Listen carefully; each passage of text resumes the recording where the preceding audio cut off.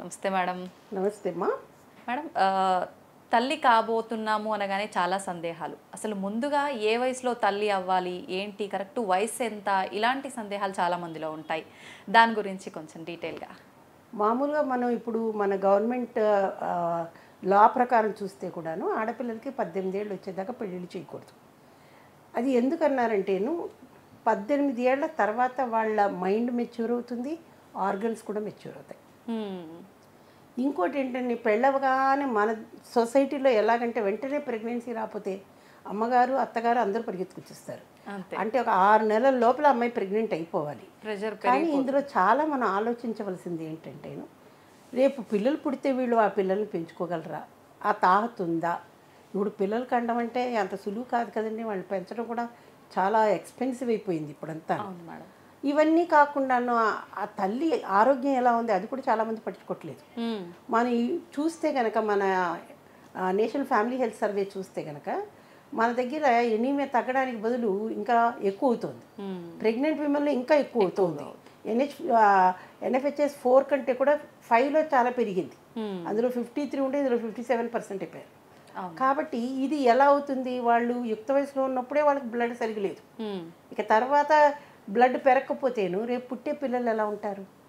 కాబట్టి ముందర వాళ్ళు కరెక్ట్గా అయితే కనుక ప్రీ కన్సెప్షనల్ కౌన్సిలింగ్ అని ఉంటుంది. అంటే గర్భం దాల్చే ముందు వాళ్ళు వచ్చి మన దగ్గర కపుల్ అనమాట, భార్యాభర్తలు ఇద్దరు వచ్చి మనతో మాట్లాడాలి.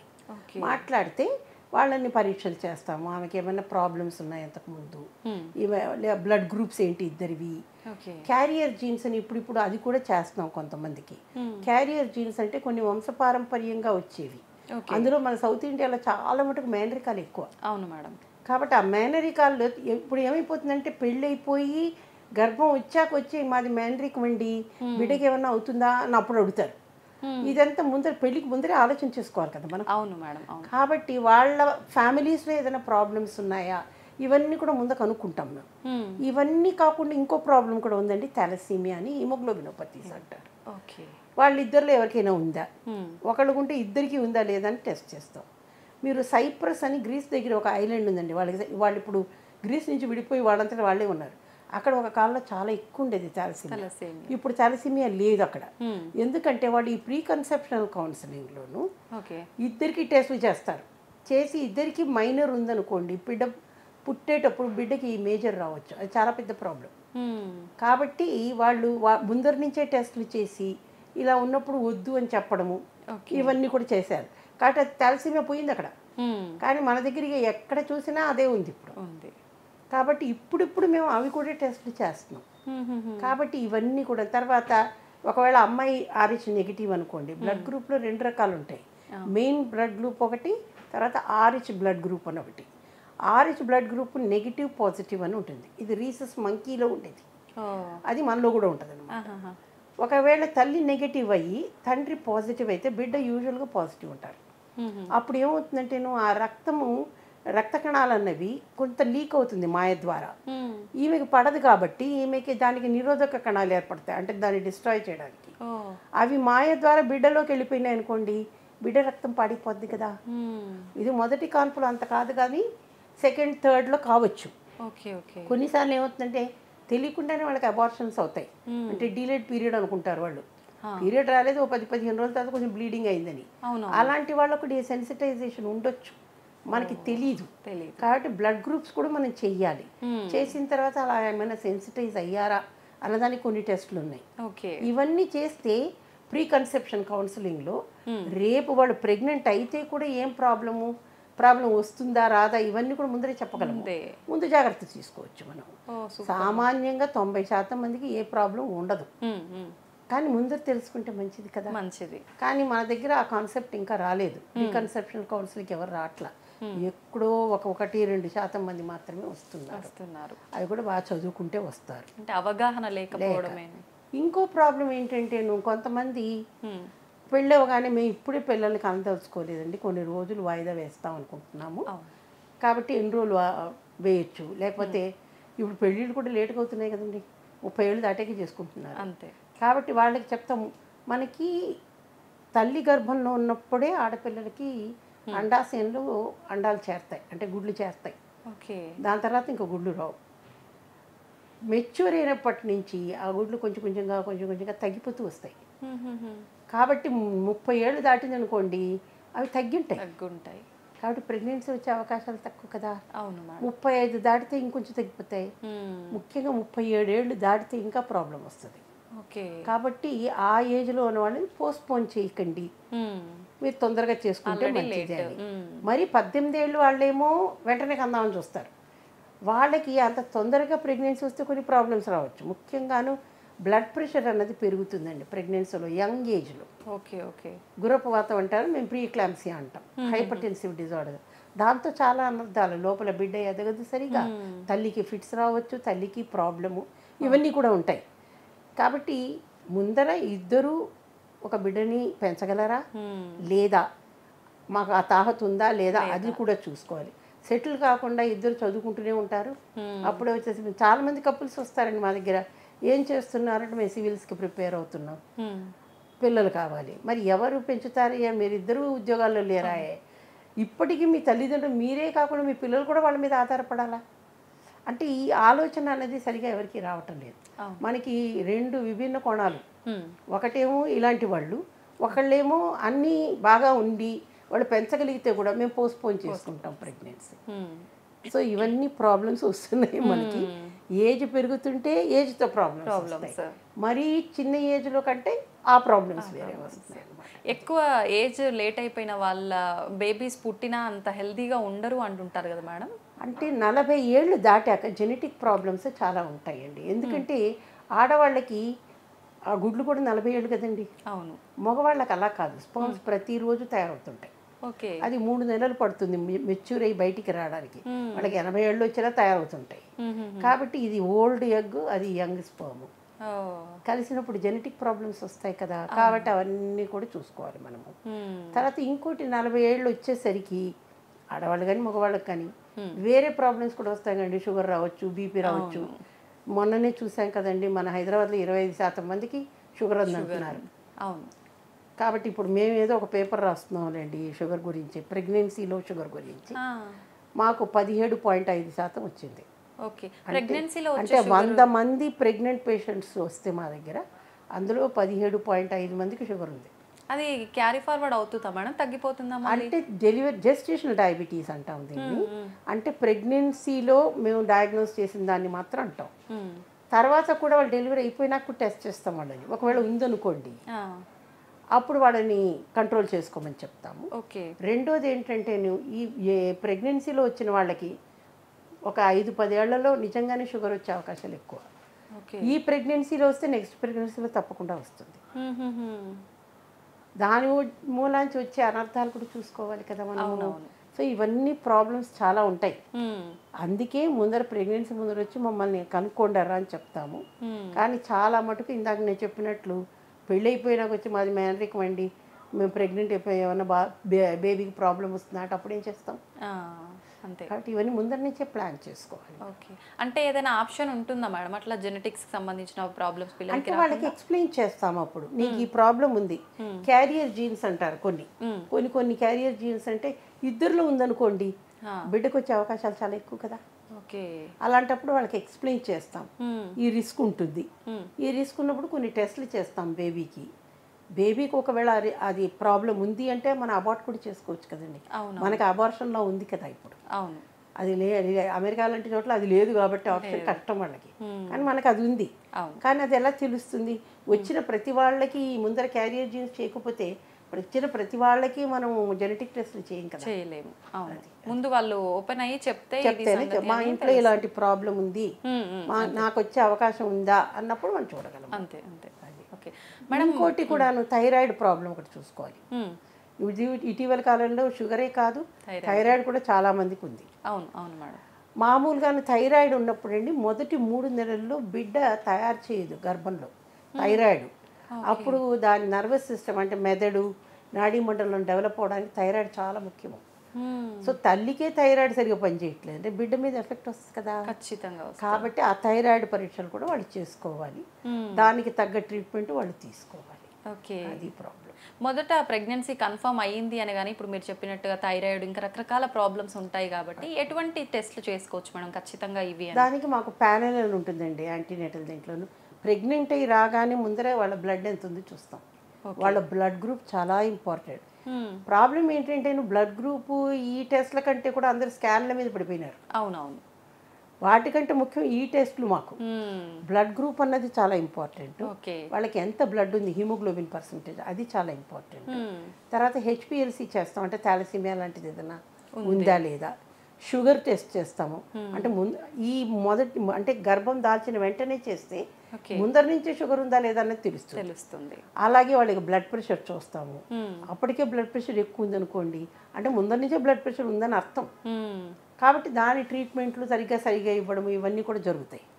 కాబట్టి నెల తప్పగానే వాళ్ళు ఫస్ట్ రావాలి మా దగ్గరికి. ఇంకో అపోహ ఏంటంటే మన దగ్గర చాలా మటుకు 3 నెలలు దాటిదాకా ఎవరు డాక్టర్ దగ్గరికి రారు. అంతా కన్ఫర్మ్ అయినాక అనుకుంటే కాబట్టి కొన్ని టెస్టులు తప్పిపోతాయి. ఇంకొక ప్రాబ్లం కూడా ఏంటంటేను డాక్టర్ని మారుస్తుంటారు బట్టలు మార్చినట్టు. దాంతో కూడా ఒక్కొక్కరికి ఒక్కొక్క ప్రోటోకాల్ ఉంటుంది. ఇప్పుడు నా దగ్గరికి వస్తే నేను కొన్ని బ్యాటరీ ఆఫ్ టెస్ట్ చేస్తాను, నా పద్ధతి అది. ఇంకోటి దగ్గర నుంచి నా దగ్గరికి వచ్చినప్పుడు ఆ పద్ధతి దెబ్బతింటుంది కదా. అంతే. ఇప్పుడు నేను ఎవరిని తప్పు పట్టట్లేదు, ఎవరికి ఎలా నచ్చుతుందో అలా చేస్తారు వాళ్ళు. కానీ 2-3 డాక్టర్ల దగ్గర చూపించుకుని వస్తుంటారు. అది కూడా ప్రాబ్లమే వాళ్ళకి. ఎవరో ఒక డాక్టర్ దగ్గర నమ్మాలా, కంటిన్యూ అవ్వాలా, వాళ్ళు ఎలా చెప్తే అలా వినాలి. ఇంకో ప్రాబ్లం ఏంటి, 9 నెలల దాకా మా దగ్గర చూపించుకుంటారు. లాస్ట్లో ఎక్కడో చిన్న ఊర్లో పోయి కంటామంటారు. ఏమంటే మేము పుట్టింటికి వెళ్ళి డెలివరీ అవ్వాలి, మా అమ్మ రాలేదు, లేకపోతే అబ్బాయి చెప్తాడు నేను చూసుకోలేను కదండి అందుకని ఏదో చెప్తారు. కానీ ట్రెడిషన్ కూడా కదా. దాంతో ఏమవుతుంది, ఇన్ని రోజులు మేము అన్నీ చూసి అన్ని జాగ్రత్త పడ్డాక డెలివరీలో ఏదైనా ప్రాబ్లం వచ్చిందనుకోండి, మరి తప్పు మాది కాదు కదా. సో ఇవన్నీ కూడా ముందరే ఆలోచన చేయాలి, ప్లాన్ చేసుకోవాలి. డెలివరీ ఎక్కడ చేసుకోవాలి, ఆ నర్సింగ్ హోమ్లో అందరూ అందుబాటులో ఉన్నారా, మత్తు డాక్టర్ గారు ఉన్నారా, పిల్లల డాక్టర్ ఉన్నారా, ఈ డాక్టర్ 24 గంటలు అందుబాటులో ఉంటారా లేదా, నర్సింగ్ ఫెసిలిటీ బాగుందా, ఆపరేషన్ థియేటర్ ఉందా లేదా, ఇవన్నీ కూడా. ఇప్పుడు మనకి గవర్నమెంట్లో అన్నీ అందుబాటులో ఉన్నాయండి, కానీ ప్రైవేట్ హాస్పిటల్కి వెళ్ళేటప్పుడు ఇవన్నీ కూడా చూసుకోవాలి మనం కదా. అవును అవును మేడం, అది చాలా ముఖ్యము. కానీ ఎవరు ఇవన్నీ కూడా పెద్ద పట్టించుకోవట్లేదు, అది వచ్చిన కష్టం. ఓకే మేడం, ఎక్కువగా ప్రెగ్నెన్సీ స్టార్టింగ్ టైంలో ఎలాంటి సమస్యలు వచ్చే అవకాశం ఉంటుంది మేడం? మామూలుగా ప్రెగ్నెన్సీ మొదటి 3 నెలలు వచ్చే సమస్యలు వాంతులు. కొంతమందికి చాలా ఎక్కువ ఉంటాయి వాంతులు, వాళ్ళు ఏం తినలేరు. అలాంటప్పుడు కీటోసిస్ అని వస్తుంది, అది మంచిది కాదు. కాబట్టి ఎక్కువ వాంతులు ఉన్నప్పుడు వెంటనే డాక్టర్ దగ్గరికి వెళ్ళాలి. కంట్రోల్ చేయడానికి చాలా మందులు ఉన్నాయి మనకి ఇప్పుడు. కాబట్టి అది పెద్ద ప్రాబ్లం అయితే కాదు. తర్వాత ఇంకో ప్రాబ్లం, కొంతమందికి బ్లీడింగ్ ఉంటుంది ప్రెగ్నెన్సీలో. కొంచెం బ్లీడింగ్ అయినా వెంటనే వచ్చేసేయాలి వాళ్ళు డాక్టర్ దగ్గరికి. ఎందుకు బ్లీడ్ అవుతున్నారు, ఇదేమైనా అబార్షన్ అవుతుందా లేదా, బిడ్డకి ఏదైనా ప్రాబ్లం ఉందా, మాయలో ఏదైనా ప్రాబ్లం ఉందా, ఇవన్నీ కూడా చూస్తామన్నమాట. ఏ సమస్య వచ్చినా వెంటనే డాక్టర్ దగ్గరికి వెళ్ళాలి. ఎందుకంటే ఎదురింటి వాళ్ళు పక్కింటి వాళ్ళ మాటలు డాక్టర్ కంటే ఎక్కువ ఉంటారు వాళ్ళు. వాళ్ళు ఏం కాదు నువ్వు ఇంట్లో ఉండు అంటే ఇంట్లో ఉండిపోతారు. ఇది ఒక ప్రాబ్లం. నిజంగానే మేడం, అంటే సమస్య సేమ్ ఇద్దరు మనుషులకు ఉన్నా కూడా ఎవరి బాడీ తత్వాన్ని బట్టి వాళ్ళకు ఉంటుంది కాబట్టి ఆ బ్లీడింగ్ ఈ కారణం మూలంచి అందరికీ కాదు కదా, అందరికీ ఒకే కారణంతో కాదు. అవును అవును. ఓకే. అయితే మేడం, ఎక్కువగా చాలా మందికి డెలివరీ టైం వరకు కూడా బ్లీడింగ్ అవుతానే ఉంటుంది అంటుంటారు కదా, అది ఎట్లాంటి కండిషన్లో అవుతుంది? ఎక్కువ మందికి ఎవరికి కాదండి, చాలా తక్కువ మందికి బ్లీడింగ్ కావచ్చు. అది మాయ ఉండే పొజిషన్ని బట్టి. మామూలుగా మాయ అన్నది గర్భాశయంలో పైన ఉండాలి, ముందు వైపు కానీ వెనక వైపు కానీ. కొన్నిసార్లు అది కిందికి ఉంటుంది, ప్లసెంటా ప్రీవియా అంటాం దాన్ని, అంటే బిడ్డ కంటే ముందర వస్తుంది అనమాట. అలా రాకూడదు, బిడ్డ తర్వాత రావాలి ప్లసెంటా అనేది. అలాంటప్పుడు కొంత బ్లీడింగ్ అవుతూ ఉంటుంది. అందులోనూ దాంట్లో మేజర్ డిగ్రీ ప్లసెంటా ప్రీవియా ఉంటుంది, అది తల్లికి కూడా చాలా ప్రాబ్లం. ఎందుకంటే వాళ్ళకి బ్లీడింగ్ అవుతూనే ఉంటుంది అప్పుడప్పుడు. ముందర కొంచెం అవ్వచ్చు, కానీ సడన్గా చాలా అయ్యింది అనుకోండి, తల్లి కూడా కొలాప్స్ అవుతుంది, లోపల బిడ్డ కూడా పోతుంది కదా. ఈమె బీపీ పడిపోతే మరి బిడ్డకి బ్లడ్ ఎలా అందుతుంది? ఓకే, ఇవన్నీ చూసుకోవాలి ఖచ్చితంగా. మనం ఓన్గా ఇంట్లో ట్రీట్ చేసుకోవద్దు, టిప్స్ పాటించి. అదే ఏదో యూట్యూబ్లో చూసి డెలివరీలు చేసుకున్నారు, అని అంతా అప్పుడప్పుడు చూస్తూ ఉంటాం కదా. అవును మేడం. అలాంటి కోతి పనులన్నీ చేయకూడదు. ప్రెగ్నెన్సీలో అంటే కొన్ని వారాల పాటు స్టార్టింగ్లో చాలా జాగ్రత్తగా ఉండాలి, బరువులు మోయకూడదు అలాంటివి చెప్తుంటారు ఏమీ కదా మేడం? లేదండి. ఏమవసరం చాలా మందికి అపోహ ఏంటంటే ఇటీవలి కాలంలో ఇంకా చూస్తున్నాను, ప్రెగ్నెన్సీని ఒక జబ్బుగా చూస్తున్నారు. ఆ, ప్రెగ్నెన్సీ అనేది జబ్బు కాదు, అదే లైఫ్లో ఒక భాగం, ఓకే. అంతే కదా. దాంట్లో ఇది చేయకూడదు అది చేయకూడదు అన్నది ఏమీ లేదు. ఏమీ లేదు. ఒకటే కొన్ని ఏం చెప్పేదంటే మేము భోజనంలో తీసుకోవాల్సిన జాగ్రత్తలు, బయట తినకండి, మసాలా ఫుడ్స్ ఏది పడితే అది తినకండి, ఫ్రూట్స్ తినండి, జ్యూసులు తాకండి. జ్యూస్ తాగితే షుగర్ ఇంకా పెరుగుతుంది. ఇప్పుడు అందరం షుగర్ మీద పడిపోయి ఉన్నాం కదండి. షుగర్ కంటెంట్ అన్నిట్లోనూ తగ్గించండి అని WHO దగ్గర నుంచి మన వాళ్ళు కూడా చెప్తున్నారు. కానీ మన వాళ్ళకి షుగర్ చాలా ఇష్టం కదా. షుగర్ అంటేనే అంటే అందరికీ తీపి ఇవ్వాలి, ఏదన్నా మంచి కబురు వింటే మనం కదా. కాబట్టి ఈ తీపిలో పడిపోయాం మనం అందరం అనమాట. కాబట్టి ఆ తీపి వస్తువు కొంచెం తగ్గించమంటాం, మసాలాలు, ఎందుకంటే అసిడిటీ అవి పెరుగుతాయి కాబట్టి ఇవన్నీ జాగ్రత్తలు ఉండాలి. తర్వాత అతి బరువు కూడా పెరగకూడదు. ఊరికే రెస్ట్ తీసుకుంటే బరువు పెరిగిపోతాం కదా. కాబట్టి అదొక ప్రాబ్లము. ఇవన్నీ కూడా మేము చెప్తాం వాళ్ళకి. కానీ కొంతమంది అసలే పని చేయకుండా రెస్ట్లో ఉంటారు. దాంతో ఏమైపోతుంది, చాలా లావ్ అయిపోతారు ప్రెగ్నెన్సీలో. ఒకసారి ప్రెగ్నెన్సీలో లావారంటే మళ్ళీ తగ్గరండి. నెక్స్ట్ ప్రెగ్నెన్సీ కూడా ఇది ప్రాబ్లం కదా, వెయిట్ ఎక్కువైపోయి. సో ప్రెగ్నెన్సీని జబ్బుగా ట్రీట్ చేయొద్దు, అది ముఖ్యం. ఓకే మేడం, మనం ఇందాక మాట్లాడుకున్నట్టు షుగర్ ఉన్న వాళ్ళకు అంటే ప్రెగ్నెన్సీ వాళ్ళు మామూలుగానే ఫుడ్ కొంచెం ఏది పడితే అది తింటుంటారు, అన్ని ఇంట్లో వాళ్ళు కూడా అది కూడా ప్రాబ్లం అండి. ఎందుకంటే క్రేవింగ్ అంటారు. క్రేవింగ్ అంటే వాళ్ళకి ఏదో తినాలనిపిస్తూ ఉంటుంది. ఇంట్లో తయారు చేసుకొని తినండి, తప్పులేదు. బయట ఏం చేస్తున్నారో మనకి తెలియదు కదండి. ఎలా తయారు చేస్తున్నారో, ఎలాంటి నూనె వాడుతున్నారో, ఎలా శుభ్రత ఎలా పాటిస్తున్నారో.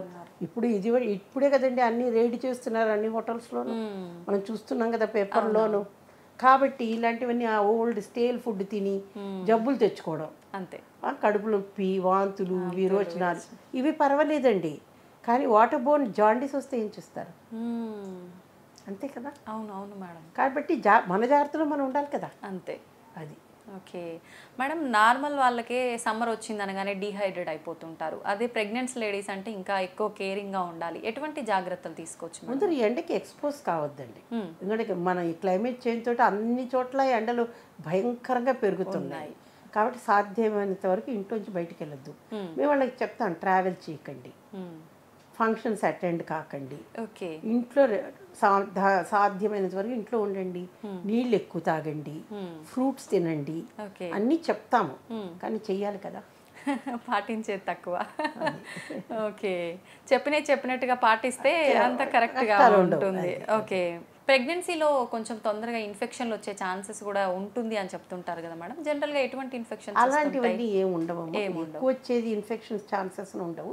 మన జాగ్రత్తలో మనం ఉంటే ఇన్ఫెక్షన్స్ ఏమీ రావు. ప్రాబ్లం ఎక్కడొచ్చిందంటే కోవిడ్ వచ్చిపోయిన తర్వాత అందరూ అన్నీ వదిలేశారు. కోవిడ్ ఉన్నంత వరకు అతి జాగ్రత్తలు పాటించారు. ఇప్పుడు అసలు జాగ్రత్తలు లేకుండా ఉన్నారు. మేము చెప్తాము, మా దగ్గరికి వచ్చినప్పుడు మాస్క్ వేసుకోండి, ప్రతి చోట బోర్డులు పెట్టాం. అవునవును, మాస్కులు ఎవరు వేసుకోరు, ఆ హ్యాంకీలు కట్టుకుంటారు, లేకపోతే ఆ చున్నీ ఇలా మూతి మీద కట్టుకుంటారు. అవి పనిచేయండి మాస్కుల లాగా. ఎందుకంటే హాస్పిటల్కి వచ్చినప్పుడు ఎవరికి ఏ ఇన్ఫెక్షన్ ఉందో ఎవరికి తెలుసు. అవును, రైట్. మీకు వచ్చే అవకాశాలు ఉన్నాయి, నాకు వచ్చే అవకాశాలు ఉన్నాయి. మేము చాలా జాగ్రత్తలు పాటిస్తాం. నేను ఎందుకు స్క్రబ్స్ వేసుకున్నాను ఇప్పుడు, సో దట్ ఇక్కడ స్క్రబ్స్ వదిలేస్తే వెళ్ళిపోతాను. నేను ఎక్కడో చీర కట్టుకున్నాను, వచ్చాను హాస్పిటల్కి, దాంట్లో ఏం ఇన్ఫెక్షన్ ఉందో అని ఇక్కడ స్క్రబ్స్ మారుతాం. కానీ వీళ్ళు అలా మారలేరు కదా. కాబట్టి కనీసం జాగ్రత్తలు తీసుకోవాలి కదా వాళ్ళు, అది తీసుకోరు. వాళ్ళకి చెప్తాను, జేబులో పెట్టుకోవడానికి అది మాస్క్ అని. చాలామంది మాస్క్లో జేబులో పెట్టుకుని నా రూమ్లోకి రాగానే వేసుకుంటుంటారు, ఎందుకంటే నేను కోపడతాను. నేను చెప్తా వాళ్ళకి, జేబులో పెట్టుకోవడానికి కాదయ్యా మాస్క్, తొడుక్కోవడానికి. అలా అదైతే ఒట్టి నోటికి వేసుకుంటారు, ముక్కుకి వేయరు. అవునవును. ఇంకొక ప్రాబ్లం ఏం నోటీస్ చేస్తానంటే, చాలామంది నేను మాట్లాడుతుంటే గబుకుని మాస్క్ తీస్తారు, వినపడదేమో. నేను చెప్తాను, చెవికి వేసుకోలేదయ్యా బాబు మాస్క్, ముక్కుకి నోటికి వేసుకున్నారు, వినిపిస్తుంది. నేను 2 మాస్కులు వేసుకుని నేను వింటున్నా కదా అని చెప్తా వాళ్ళకి. కాబట్టి ఇవన్నీ ప్రాబ్లమ్స్ ఫేస్ చేస్తున్నాం మేము. నిజమే మేడం, మీరు చెప్పింది. చాలా మంది మాటల్లో అట్లా లాగేస్తూ ఉంటారు. మాట్లాడాలన్నా తీసి మాట్లాడతారు, వినాలన్నా తీసేస్తుంటారు. అది అంటే ఇది ఆటోమేటిక్గా చేస్తుంటారు, అది రిఫ్లెక్స్ లాగా. అది అనవసరం. అది ఓకే. కొంచెం కాన్షియస్గా ఉండాలి అది. అయితే మేడం ప్రెగ్నెన్సీలో జర్నీలు చేయొద్దని చెప్పి మీరు కూడా సలహాలు ఇస్తూ ఉంటారు. ఎక్కువగా ఏ మంత్ నుంచి ఏ మంత్ వరకు జర్నీలు మొదటి 3 నెలలు చేయకుండా ఉంటే మంచిదండి. ఇప్పుడు మనకి ఇంటర్నేషనల్ పేషెంట్స్ కూడా చాలా మంది వచ్చేస్తున్నారు. ఎందుకంటే అక్కడ ప్రెగ్నెంట్ అవుతారు, ఇక్కడ వస్తారు తల్లి దగ్గరికి వచ్చి కొన్ని రోజులు ఉంటారు, మళ్ళీ వెళ్ళాలి, ఫ్లైట్లో వెళ్ళాలి. అది లాంగ్ డిస్టెన్స్ ఫ్లైట్స్ కదండి, జాగ్రత్తగా ఉండాలి. 7 నెలలు దాటిన తర్వాత ఎయిర్లైన్స్ వాళ్ళే టికెట్లు ఇవ్వరు. కాంప్లికేషన్స్ ఉన్నాయనుకోండి వాళ్ళు కూడా వెళ్ళకూడదు. ఓకే. ఒకవేళ ఏదో కాంప్లికేషన్ అక్కడి నుంచి ఇక్కడికి రావద్దు, వచ్చినాక మళ్ళీ వెనక్కి వెళ్తామని చెప్పొద్దు. అవును. సో ఇవన్నీ జాగ్రత్తలు చాలా పాటించాల్సి వస్తాయి. అలాగే ఇక్కడ కూడాను కారులో వెళ్తామంటారు, కూర్చుని వెళ్ళాలి, నడుము నొప్పి వస్తుంది. తర్వాత అక్కడి నుంచి వచ్చి నాకు ఒకటే నడుము నొప్పి అంటారు. అక్కడికి ఎక్కడికో వెళ్ళిన చోట ఎక్కడ తింటారో తెలియదు మనకి, వాటితో ఏం జబ్బులు వస్తాయో తెలీదు. ఇవన్నీ కూడా ప్రాబ్లమ్స్. బై రోడ్ వెళ్తే, బై ఫ్లైట్ వెళ్తే షార్ట్ డిస్టెన్సెస్ పర్వాలేదండి, లాంగ్ డిస్టెన్స్ ఫ్లైట్స్ మాత్రం అవాయిడ్ చేయమని చెప్తాము. ఓకే. ఎసెన్షియల్ అయితేనే ట్రావెల్ చేయాలి, లేకుంటే చేయకూడదు, అవసరం లేదు. ఓకే మేడం, చాలా మందికి గ్యాస్ట్రిక్ ప్రాబ్లం కూడా వస్తుంటుంది, తిన్నది సరిగా డైజెషన్ అవ్వదు, మళ్ళీ తినలేకపోతుంటారు. ఇలాంటి వాళ్ళకి సొల్యూషన్ ఏంటి మేడం? మొట్టమొదటిదండి, ప్రెగ్నెన్సీలో మామూలుగాను మన ఫుడ్ పైప్ అన్నది క్లోజ్ కాదు. మామూలుగా మీకు నాకు ఫుడ్ పైప్ తినగానే క్లోజ్ అయిపోద్ది, ఓకే, కడుపులో ఉండిపోతుంది. అది ప్రెగ్నెన్సీలో కొన్ని హార్మోన్స్ యాక్షన్స్ మూలంచి ఫుడ్ పైప్ క్లోజ్ కాదు. చాలామంది అలవాటు ఏంటంటే ప్రెగ్నెన్సీలో తినగానే వెళ్ళి పడుకుంటారు, పడుకోగానే ఏమవుతుంది, ఆ యాసిడ్ వెనక్కి వెళ్తుంది, దాంతో హార్ట్ బర్న్ వస్తుంది, దాంతో వాంతులు, ఇక్కడ నొప్పి, చెస్ట్ పెయిన్ అనుకుంటూ వచ్చేస్తారు. తినగానే కొంచెం 10 నిమిషాలు నడిస్తే మంచిది, వెళ్ళి వెంటనే పడుకో అక్కర్లేదు ఎవరైనా కానీ. అప్పటికే అది తగ్గలేదనుకోండి, మా దగ్గరికి వస్తే మేము దానికి మందులు ఉంటాయి వేస్తాం. ఇంకా అప్పుడు మందులు ఇచ్చినా తగ్గకపోతే ఏదైనా ప్రాబ్లం ఉండొచ్చు వాళ్ళకి. కొంతమంది ముందర నుంచే ప్రాబ్లమ్స్ ఉంటాయి. ఇంకోటి మాకు చెప్పకుండానే కొన్ని మందులు వేసేసుకుంటూ ఉంటారు, ఓవర్ ది కౌంటర్ కొనుక్కొని. కడుపులో మంట పుట్టింది, నేను ర్యాంటాక్ వేసుకున్నాను, లేకపోతే ప్యాన్ వేసుకున్నానండి నేను, వాళ్ళే వచ్చి చెప్తుంటారు. మేము చెప్తాం వాళ్ళకి, మమ్మల్ని అడగండి ఏ మందులు వాడకండి. ఎందుకంటేను మనకి మొదటి 12 నెలల్లో 12 వారాల్లో బేబీ తయారవుతుంటుంది అన్ని ఆర్గన్స్. మాకు 5 రకాల మందులు ఉంటాయి, ABCDX. ఎక్స్ అన్న మందులు అసలు ఆ కేటగిరీ చెందిన వాడకూడదు ప్రెగ్నెన్సీలో. ఈ ఏ అన్నది చాలా సేఫ్, కానీ ఆ ఏ కేటగిరీలో చాలా తక్కువ మందులు ఉన్నాయి. చాలా మటుకు మేము బి కేటగిరీ మందులు వాడతాము. ఓకే, వీళ్ళు ఓవర్ ది కౌంటర్ తీసుకున్నప్పుడు వాళ్ళు ఏ మందులు వేసుకుంటున్నారు మాకు ఎలా తెలుసు? అవును. సో ఇది ఒక పెద్ద ప్రాబ్లం అయిపోయింది మాకు, ఓవర్ ది కౌంటర్ మందులు వేసుకోకూడదు. మేడం, స్టార్టింగ్లోనే మీరు చెప్పారు చాలామంది రక్తహీనతతో బాధపడుతున్నారు, ప్రెగ్నెంట్ వాళ్ళైతే ఇంకా ఎక్కువ. కానీ అలాంటి వాళ్ళకు ఫుడ్ ద్వారా ఇంప్రూవ్ అయ్యే ఛాన్సెస్ ఉంటుందా? ఖచ్చితంగా మెడిసిన్స్ వాడాల్సిందేనా మేడం? ప్రెగ్నెన్సీలో నుండి తల్లి దగ్గర నుంచి బిడ్డకి కూడా ఐరన్ వెళ్ళాలి, విటమిన్స్ వెళ్ళాలి. సో తల్లికే డెఫిషియన్సీ ఉందనుకోండి, బిడ్డకి ఎలా అవుతుంది? అంతే. కాబట్టి ముందరే మేము చూస్తాము. దాంట్లో 3 రకాలుగా ఉంటుందంట, mild anaemia, moderate anaemia, severe anaemia అని. ఓకే, సివియర్గా ఉందనుకోండి తప్పనిసరిగా మందులు వాడాలి. కానీ మొదటి 12 వారాల్లో ఇందాక నేను చెప్పినట్టు ఏ మందులు వాడితే ఏమొస్తుందో అదొక పెద్ద ప్రాబ్లం. కాబట్టి భోజనం సరిగా చేయమని చెప్తాము. అందులోనూ ముఖ్యంగా ఆకుకూరలు, కాయగూరలు, గ్రీన్గా ఉన్న వాటిల్లో ఎక్కువ ఐరన్ ఉంటుంది, అవి తీసుకోమంటాం. చాలామంది, కొంతమందికి అపోహలు, ఆకుకూరలు తింటే పిల్లలు నల్లగా పుడతారు, కుంకుమ పూత అయితే పిల్లలు తెల్లగా పుడతారు. అది అలాంటి జరగదు కదండి. మన వంశపారంపర్యంగా ఏ కలర్ ఉంటే ఆ కలరే వస్తాయి, అంతే కదా. తెల్లగా పిల్లలు పుట్టాలి, నల్లగా. మన దేశంలో అసలు అలా ఎందుకు అనుకుంటారో కూడా నాకు అర్థం కాదు. ఎందుకంటే మన దేశంలో తెల్లవాళ్ళు ఎక్కడున్నారండి, మన తెల్లవాళ్ళం కాదు కదా. కాబట్టి మనం యాక్సెప్ట్ చేసుకోవాలా. నేను ఒకటే చెప్తానమ్మా, బిడ్డ అవకరాలు లేకుండా పుట్టారా లేదా, అంతే, అది ఇంటెలిజెన్స్ ఉందా లేదా, అంతవరకే ఆలోచన చేయండి. అంతేకాని అందంగా పుట్టారా అంటే డిజైనర్ బేబీస్ అంటాం మేము. ఇప్పుడు అందరికీ ఒక డిజైనర్ బేబీ కాన్సెప్ట్ వచ్చేసింది అన్నమాట. అలా ఎప్పుడు కూడా మనం కోరకూడదు. అది ఇంటాక్ట్ బేబీ అంటాం, ఇంటాక్ట్ హెల్త్తో పుట్టాలి వాళ్ళు, అంతే చాలు మనకి. ఇంటెలిజెన్స్, నార్మల్ ఇంటెలిజెన్స్, ఏమీ అనామలీస్ లేకుండా పుడితే చాలు మనకి పిల్లలు. వాళ్ళు నల్లగా ఉన్నారా, తెల్లగా ఉన్నారా, ఇవన్నీ అనవసరం. హెల్దీగా ఉంటే చాలు. ఫుడ్లో తర్వాత వెజిటేరియన్స్ అయితేను రకరకాల పప్పు దినుసులు తీసుకోవాలి, వాళ్ళు ప్రోటీన్ కావాలి కాబట్టి, ఎందుకంటే బిడ్డ ఎదగడానికి ప్రోటీన్ కావాలి కదా, అంచేత అవి తీసుకోవాలి. తర్వాత పాలు పెరుగు ఇవి ఎక్కువ. అదే నాన్ వెజిటేరియన్స్ అయితే నాన్ వెజ్ తినొచ్చు, తప్పులేదు, కానీ మరీ ఇంత మసాలాలు వేసుకొని తినకూడదు, ఎందుకంటే దాంతో హార్ట్ బర్న్ ఇంకా ఎక్కువ అవుతుంది. ఎగ్ తినమని చెప్తాము, ఎగ్ తినొచ్చు, బాయిల్డ్ ఎగ్ బెటరు. దాంట్లో ఎల్లో తినకూడదని చాలామంది అనుకుంటారు, అట్లేం లేదండి, ఎల్లో కూడా తినొచ్చు. ప్రాబ్లమ్స్ ఉన్న వాళ్ళకి మేము చెప్తే దాన్ని బట్టి డైట్ చేంజ్ చేసుకోవచ్చు, అదర్వైజ్ అక్కర్లేదు. దీంట్లో కూడా నేను 3 రకాలు. మరీ సన్నగా ఉన్నవాళ్ళు ప్రెగ్నెన్సీ వచ్చినప్పుడు చాలా అరుదుగా చూస్తున్నాం అండి, అవంతా సన్నగా ఉన్నవాళ్ళ మధ్య వాళ్ళు కొంచెం ఎక్కువ బరువు పెరగచ్చు 9 నెలల్లో, ఎందుకు లేకపోతే బిడ్డ ఎదగదు కాబట్టి. మామూలుగా ఉన్నవాళ్ళు మామూలు డైట్ తీసుకోవచ్చు. కాబట్టి అది మేము ఎలా చెప్తామంటే 10.5 నుంచి 12.5 కిలోగ్రామ్స్ పెరగాలి ప్రెగ్నెన్సీలో. అలా కాదండి, కొంతమంది మాకు నెలలో 4 కిలోలు 5 కిలోలు పెరిగి వస్తున్నారు అన్ని తినేసేసి. అంటే మరి ఇద్దరికి తినక్కర్లేదు, మనం ఒకళ్ళకి తింటే చాలు. ప్రెగ్నెన్సీలో ఇద్దరికి తినాలని ఎక్కడ రూల్ లేదు, ఒకళ్ళకి తినాలి. మొదటనే వాళ్ళు చాలా లావుగా ఉన్నారనుకోండి, అలాంటి వాళ్ళకి మేము ఎక్కువ బరువు పెరగద్దని చెప్తాం. 6.57 గ్రామ్స్ 7 కిలోగ్రామ్స్ పెరిగితే చాలు చాలు. వాళ్ళు మరీ అతిగా పెరిగిపోయారు అనుకోండి, బోల్డ్ కాంప్లికేషన్స్.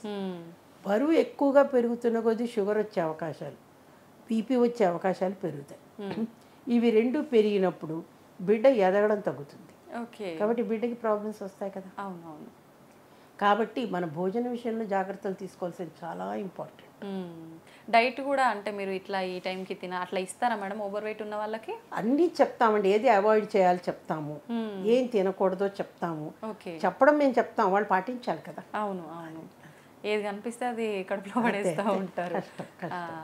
మేడం చాలా మందిలో బీపీ పెరుగుతుంటుంది తగ్గుతుంటుంది ప్రెగ్నెన్సీ స్టార్టింగ్ అప్పటి నుంచి. పెరుగుతుంది కానీ తగ్గదండి ఎవరికి. మామూలుగా అయితేను మొదటి 3 నెలల్లో ఉన్న బీపీ కొంతవరకు తగ్గుతుంది, 5వ నెల నుంచి. అలాంటి వాళ్ళకి యూజువల్గా ప్రాబ్లమ్స్ రావు. కానీ కొంతమందికి బీపీ పెరుగుతుంది అప్పుడు 5వ నెల తర్వాత, దాన్నే మేము ప్రీ ఎక్లాంప్సియా అంటాం. దాని గురించిన అవగాహన చాలా ముఖ్యము, ఎందుకంటే ఇప్పుడిప్పుడు మన దగ్గర మాతృమరణాలు చాలా తగ్గించాం. అందులో తగ్గించడంలో పాత్ర పోషించింది ఏంటంటే బ్లడ్ ట్రాన్స్ఫ్యూషన్. చాలామంది తల్లులేమో డెలివరీ తర్వాత బ్లీడింగ్ అయి చనిపోతూ ఉంటారు. ఇప్పుడు మనకి బ్లడ్ ప్రోడక్ట్స్ అన్ని చోట్ల అవైలబుల్ అయిపోయినాయి. బ్లడ్ పడిపోకుండా, హిమోగ్లోబిన్ పడిపోకుండా ముందర నుంచే మనం ఇంజెక్షన్ కూడా ఇస్తున్నాం వాళ్ళకి.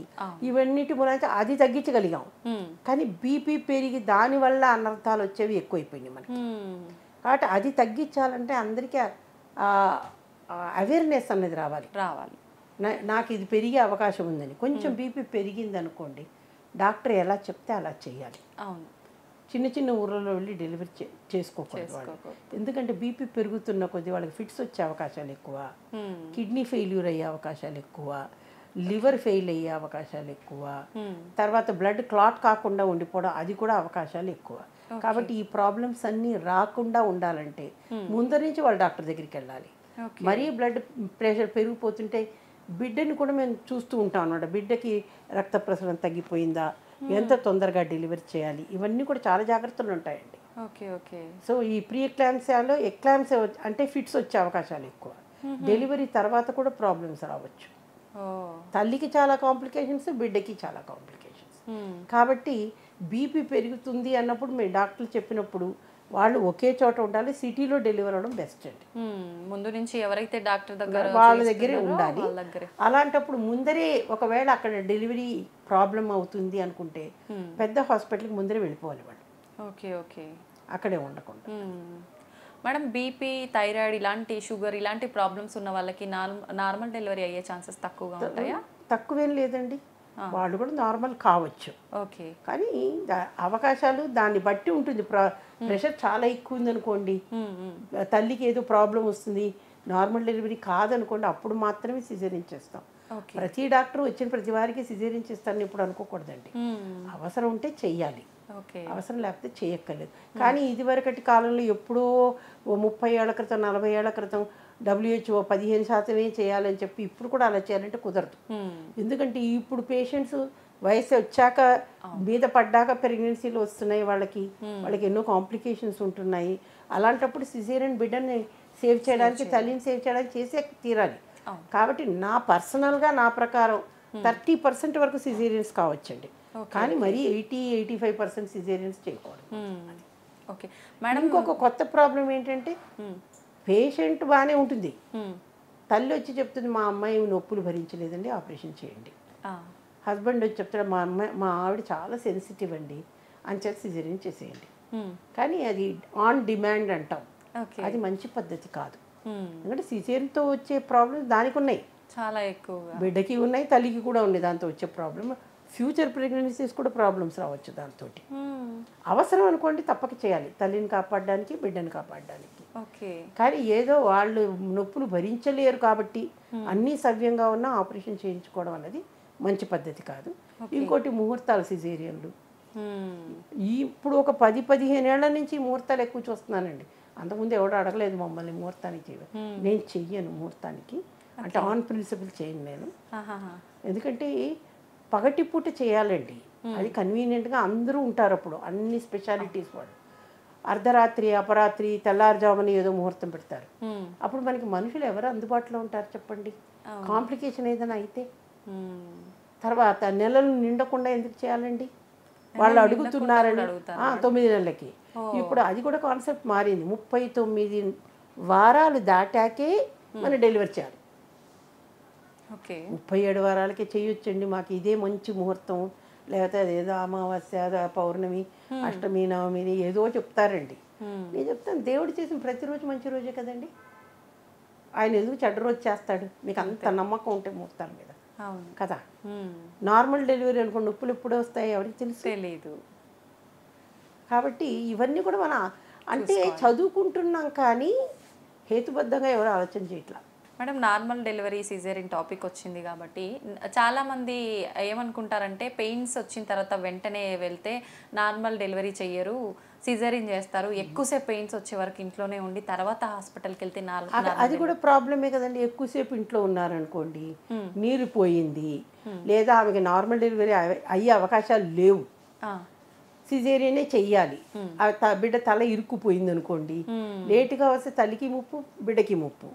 రెండోది నార్మల్ డెలివరీ అయ్యే అవకాశాలు అనుకోండి, రోడ్డు మీద డెలివరీ అయిపోతే అప్పుడు మీ టీవీ వాళ్ళందరూ వచ్చి మమ్మల్ని తిడుతూ ఉంటారు, పేషెంట్ని షిఫ్ట్ చేసే లోపల డెలివరీ అయిపోయింది, డాక్టర్లు చూసుకోలేదని తిడుతుంటారు. డాక్టర్ల నిర్లక్ష్యం, డాక్టర్ నిర్లక్ష్యం ఎక్కడ ఉంటుందండి? కానీ అలానే వస్తాయి కదా మేడం. ప్రాబ్లం ఏంటంటే మీరు నెగటివ్ న్యూస్ ఎక్కువ చూపిస్తారు, పాజిటివ్ న్యూస్ ఎప్పుడేం చూపిస్తారండి? అందరూ ఉండరు మేడం అట్లా. అమ్మ ఎలక్ట్రానిక్ మీడియా కానీ ప్రింట్ మీడియా కానీ అన్ని నెగటివ్ న్యూస్లో ఎక్కువ, ఫాలోఅప్ ఏమైనా ఉంటుంది ఏంటి? ఉండదు. అది మేడం, ప్రెగ్నెన్సీ సమయంలో మనం అంటే ఎక్కువ ఒత్తిడికి లోనై ఉంటే కనుక పిల్లలపై ప్రభావం పడే అవకాశం ఉంటుందా? ఒత్తిడికి లోనైతే ప్రభావం ఏం పడదు, కానీ ముందరి నుంచి వాళ్ళకి మానసిక సమస్యలు ఉన్నాయనుకోండి, అంటే ఇటీవల కాలంలో బైపోలార్ డిజార్డర్ ఉన్న వాళ్ళు, స్కీజోఫ్రీనియా ఉన్నవాళ్ళు, వాళ్ళు మందులు వేసుకుంటూనే ప్రెగ్నెన్సీ వచ్చేస్తుంది వాళ్ళకి పెళ్ళయ్యాక. అలాగే ఫిట్స్ ఉన్నవాళ్ళు, సీజర్ డిజార్డర్ అంటే ఎపిలెప్సీ అంటారు చూసారా, అది మూర్ఛరోగం అంటారు, వాళ్ళు కూడాను ప్రెగ్నెన్సీ వస్తుంది, వాళ్ళ మందులు కొన్ని మేము ఆపుతాం. తప్పనిసరిగా వాళ్ళ పిల్లలకి రావాలని ఎక్కడ రూల్ లేదండి, ఒక 30% వరకు రావచ్చు, కానీ అది మేము చూసుకుంటూ ఉంటాం అంతే. అంతేగాని వాళ్ళ పిల్లల్ని కనకూడదు, వాళ్ళకి మానసిక సమస్య ఉంటే తప్పకుండా బిడ్డకు వస్తుంది అన్న రూల్ లేదు.